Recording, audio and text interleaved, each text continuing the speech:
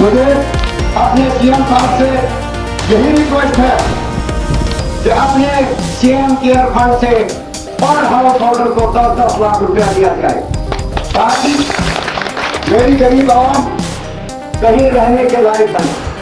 क्योंकि इनका जो मांग होती है समझो वो भी बात हो रहा है, जब गांधी मिलने गया तो दुनिया कैसे बचेगी, कोई चीज नहीं बची है। मैं शुक्रिया अदा करता हूँ एडमिनिस्ट्रेशन का, जो यहाँ डीसी साहब, एसएसपी साहब, सारी एसडीएम साहब जितनी मेडिकल टीम उस दिन से आज तक रात दिन आए जबकि दर्जा बचता है। आपके साथी जो घर है, जो खानदान है, पहले तो हमें नए सिरे से आपको बताना है, एक शीट का इंतजाम करना है। आपके लिए मुफ्त राशन का हमें इंतजाम करना होगा ताकि ये सर्दियों के महीनों में आप में से कोई भूख पैदा पड़े। और कुछ हमारी हुकूमत बनने से पहले ही ऐलान हो गए थे, कुछ पैसा यहाँ रिलीफ के तौर पर बांटा गया था। अब एमएलए साहब ने कुछ डिमांडें रखी हैं रिलीफ के तौर पे। मैं फौरी तौर, क्योंकि यहाँ अलग अलग किस्म का रिलीफ मिलता है, एक तो वज़ीर आज़म साहब का अपना एक फंड होता है, प्राइम मिनिस्टर रिलीफ फंड।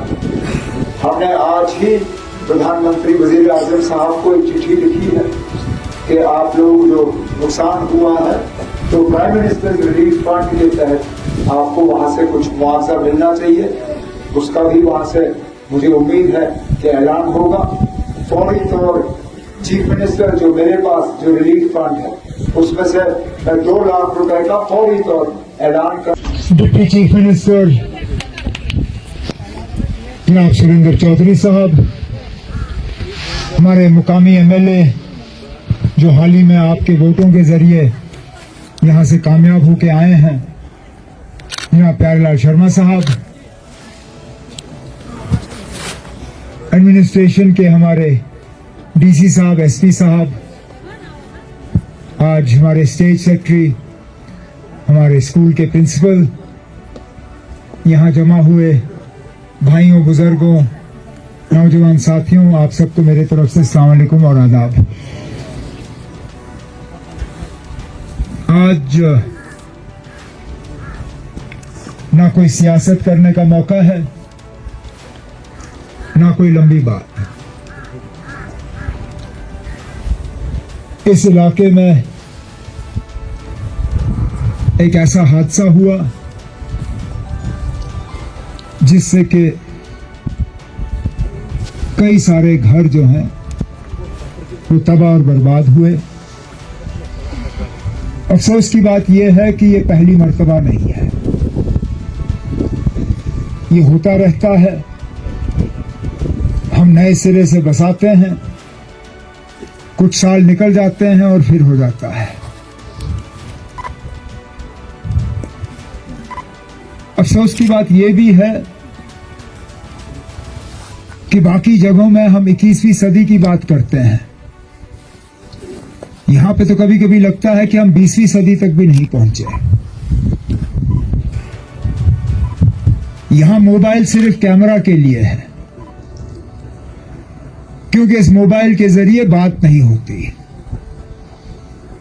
और ये टावर कंपनी वाले भी हमारे साथ मजाक करते हैं, क्योंकि फोन पे तो वो जो सिग्नल का वो निशान होता है वो तो भरा हुआ है।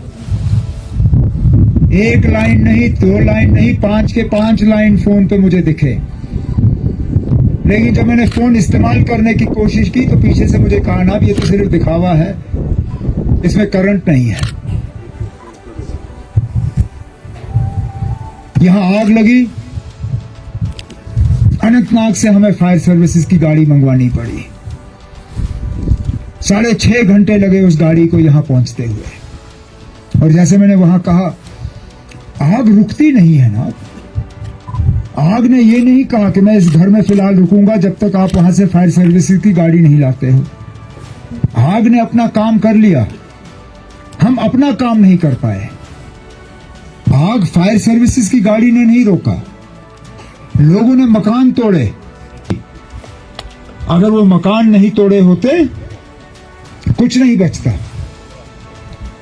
तो वहां पे जब हम बात कर रहे थे, एमएलए साहब उन्होंने यहाँ टनल की भी बात की, यहाँ बेरोजगारी के हवाले से बात की। लेकिन मैंने कहा ना, जहां तबाही हुई है उन लोगों के जख्मों पे हम मरहम लगाएं, उन्हें हम ऊपर उठाएं, उन्हें हम दोबारा बसाएं, जो हम करेंगे। लेकिन उसके बाद हमारा फर्ज बनता है ना कि हम आप लोगों को भी जरा हाथ पकड़ के आगे ले जाएं।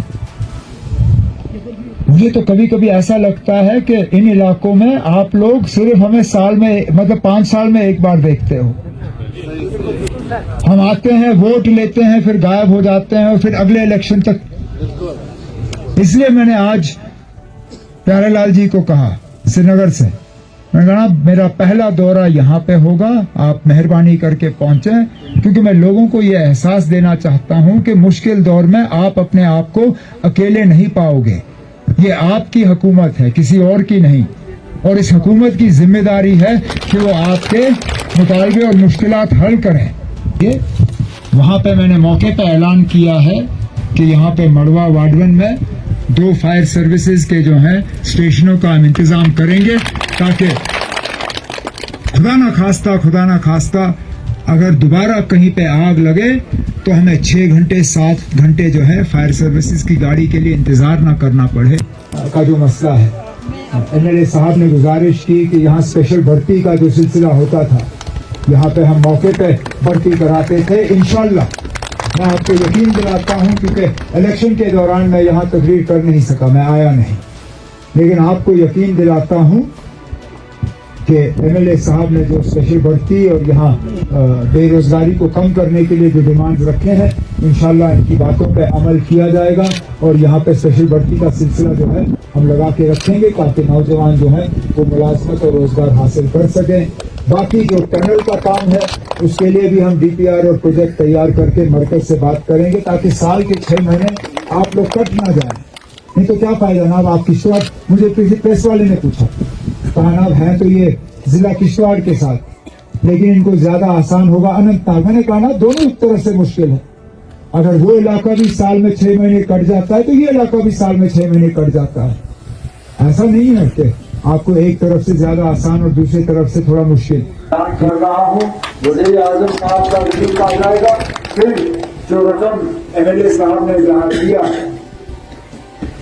जो मैंने अभी ऐलान किया है, जो हुआ है, और जो वज़ीर आज़म साहब की तरफ से आएगा, उसके बाद जो फर्क रहेगा वो फर्क जो है हम पूरा कर लेंगे। तो आपके मकान भी तैयार करेंगे। जिस तरह एमएलए साहब ने कहा, यहाँ मड़वा वार्ड 1 में हमें 2 कम से कम फायर सर्विसेज के स्टेशन जो है यहाँ बना के फायर सर्विसेज की गाड़ियां यहाँ तैनात करनी होंगी।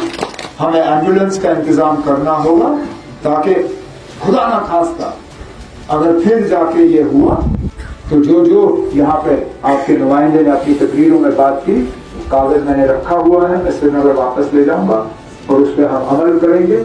और इंशाल्लाह उम्मीद करेंगे कि मिलके हम आपको इस तकलीफ से निकालें, आपको नए सिरे से बसाएं। और जो फिर लंबी बातें हुई स्पेशल रिक्रूटमेंट की, यहाँ पे मुलाजमत की, यहाँ पे टनल की, बाकी चीजों की, मैंने कहता हूँ इस खूबसूरत वादी में अगर ये टनल बने तो टूरिज्म का जो यहाँ पे दबाव होगा, आप लोग सरकारी मुलाजमत ढूंढोगे भी नहीं। और इंशाल्लाह मैं आपको यकीन दिलाता हूँ कि इन सब चीजों के लिए हम प्रोजेक्ट तैयार करेंगे। प्रोजेक्ट हम दिल्ली भेज के उनके साथ बात करके आपको इन 5 साल में हम जोड़ने का काम और आपके मुतालबे हल करने का काम करेंगे, लेकिन फौरी तौर होंगे।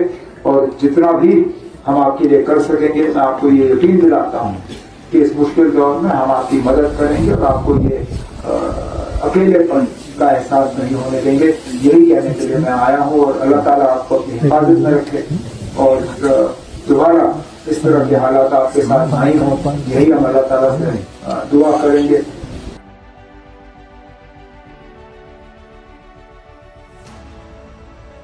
जो भी आपके मुतालबे और मुश्किलात हैं, मौके पर हम ऐलान करके उनको हल करके आपको दे देंगे। यही मैं आपको और आपके एमएलए साहब को यहाँ यकीन देने आया हूँ कि ये हुकूमत आपकी है।